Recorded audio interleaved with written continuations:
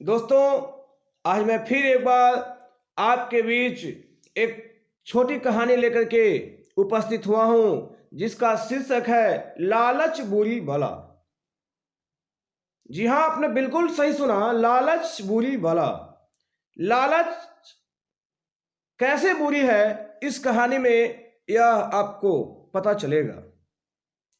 हम लोग प्राय सुनते तो हैं कि लालच नहीं करना चाहिए, लेकिन हम लोग पुनः उसी में फंस जाते हैं।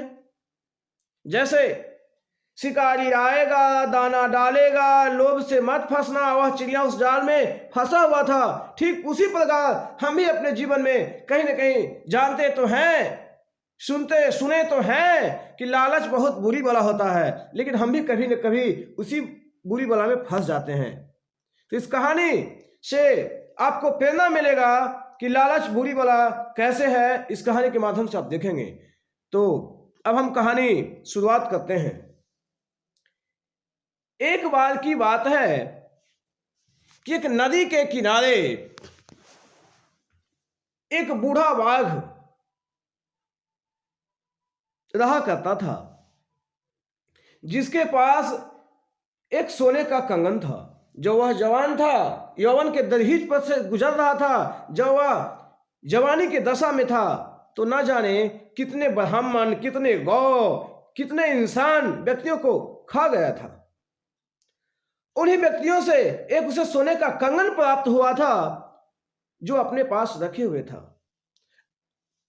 अब बाघ बूढ़ा हो चला था, इतने उसके पास शक्तियां नहीं थी कि वह दौड़कर किसी शिकारी को भी पकड़ सके। बाघ बहुत चिंतित हो गया।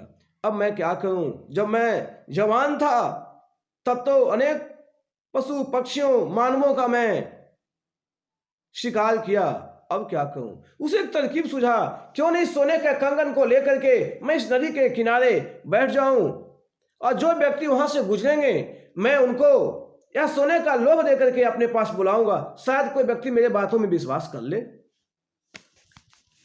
उसने यह सोचकर ऐसा ही किया। वह नदी के किनारे एक चौराहा था, उस चबूतरे पर वो बैठ गया, हाथ में सोने का कंगन लिए हुए। जैसे उस रास्ते से कोई व्यक्ति गुजरे तो कहे, भो भो पांथा इदम स्वर्ण कंगनम गृहीताम, हे पथिक, आइए आइए, यह सोने का कंगन ले लीजिए। लेकिन इस बाघ के डर से कोई व्यक्ति इनके बातों में विश्वास नहीं किया और अपने रास्ता को चल देते थे। एक बार की बड़ा बात है, एक गरीब ब्राह्मण उसी रास्ते से गुजर रहे थे, जिनके तन पे ठीक से कपड़ा भी नहीं था।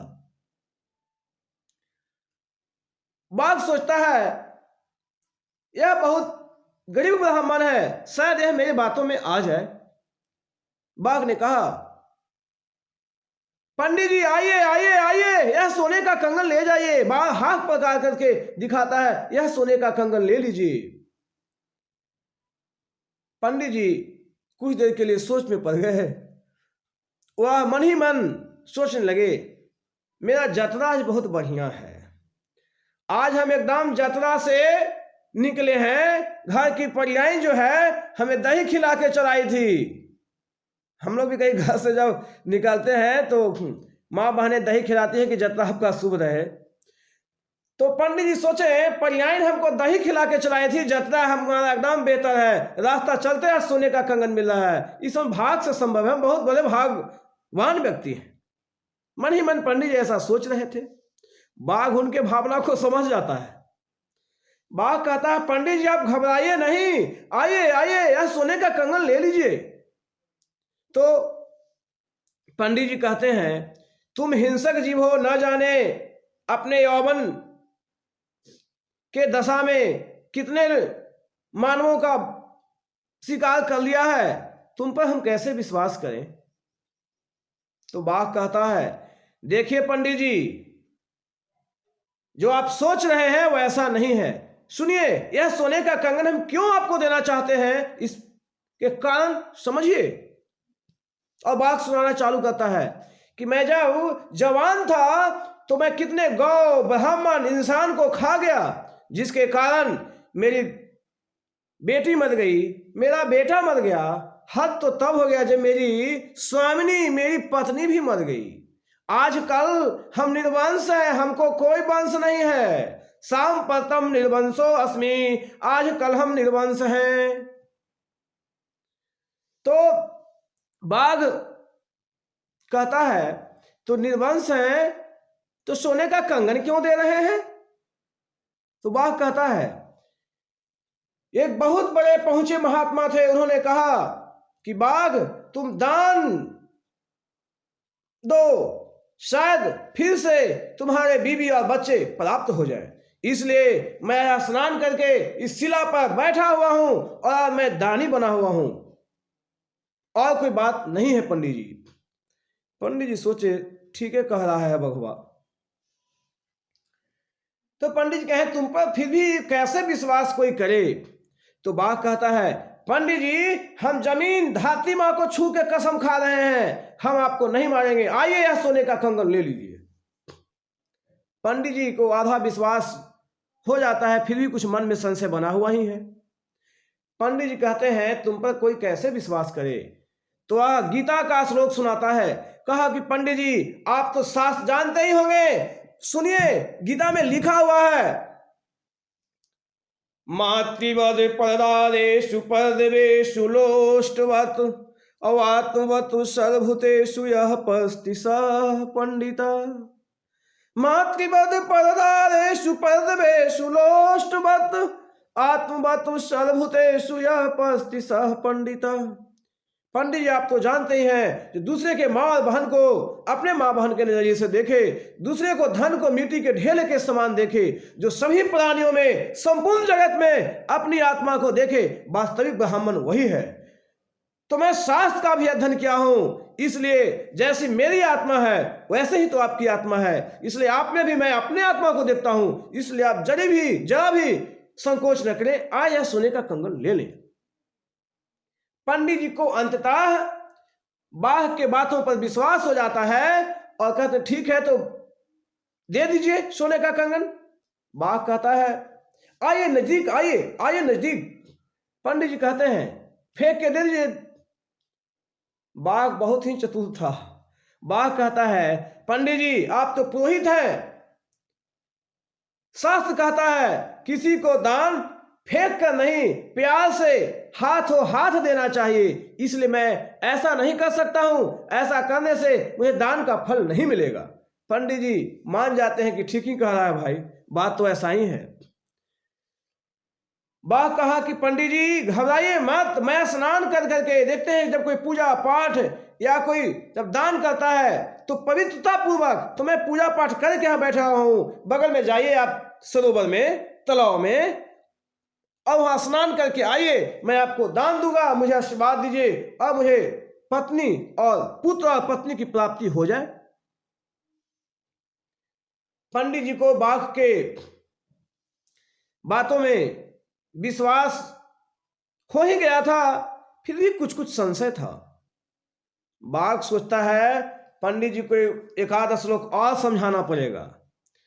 तब बाघ कहता है, दरिद्र भर भर कौंतया मां परेछ सुबले धनम व्याधि तस्या औषधम पथ्यम निर्जस्या किम औषधे। बाघ कहता है, पंडित जी जो दरिद्र है उसे दान करनी चाहिए, जो सभी चीज से संपन्न है उसे दान की क्या आवश्यकता।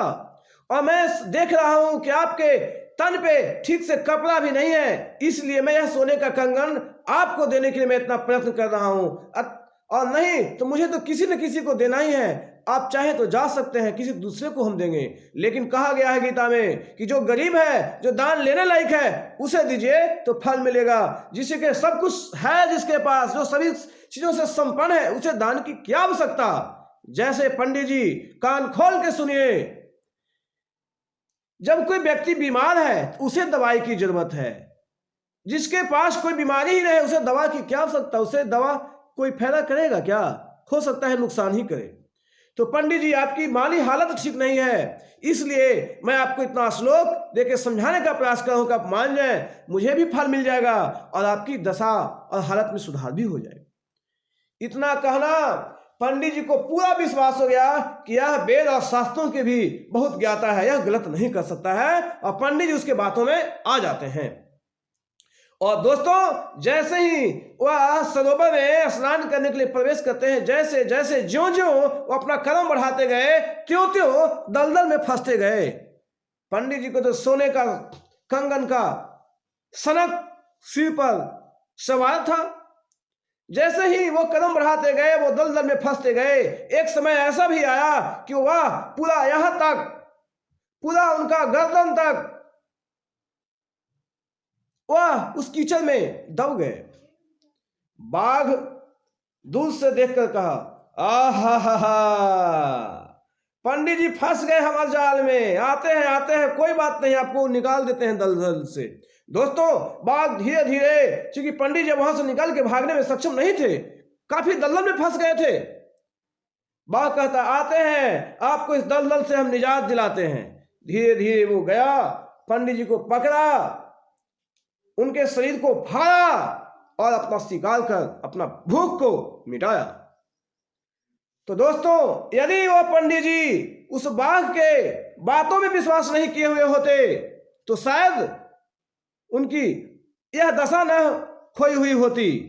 तो दोस्तों, कोई भी व्यक्ति यदि आपको शास्त्र, गीता, रामायण, कुरान, शरीयत, हदीस इत्यादि किन्हीं भी ग्रंथों को हवाला देकर के चाहे कि आपको हम ठगी का शिकार बनाएं, तो हम लोग सोच लेते हैं कि यह व्यक्ति तो शास्त्रों को जानने वाला है, सही होगा। तो बिल्कुल नहीं, यह कोई जरूरी नहीं कि शास्त्र को जानना ही उसके स्वभाव को बदल दे। शास्त्र जाने या न जाने, उसका स्वभाव, उसके आचरण अगर ठीक है, तभी वह व्यक्ति विश्वास करने योग्य है। अन्यथा उस व्यक्ति पर विश्वास का परिणाम यही होगा जो इस पंडित जी के साथ हुआ। आए दिन देखते हैं सनातन धर्म या किसी भी धर्म के मानने वाले मतावलंबी महात्माओं पर भी प्रश्नवाचक चिन्ह उठ जाया करता है। देश में बहुत ऐसे बाबा हैं जो इस सलाखे के पीछे हैं, उनके पास ज्ञान तो है, लेकिन वह ज्ञान उन्होंने चरितार्थ अपने कार्य में नहीं उतारा, लोग उन पर विश्वास किया, उसका क्या परिणाम है आप देख ही सकते हैं। तो यह कहानी हमें प्रेरणा देती है कि किसी भी व्यक्ति पर बिना सोचे समझे यदि हम विश्वास कर लेंगे तो उसका परिणाम वही होगा जो पंडित जी के साथ हुआ। बहुत बहुत शुक्रिया। मैं आशा करता हूं कि हम धन के लोभ में नहीं फंसेंगे। बिना किए कुछ व्यक्ति को प्राप्त नहीं हो सकता है, इसलिए जो चीज हमें मेहनत से मिल सकता है वह कोई व्यक्ति यूं ही अगर दे तो समझिए कहीं ना कहीं जरूर कोई साजिश है। बहुत बहुत शुक्रिया।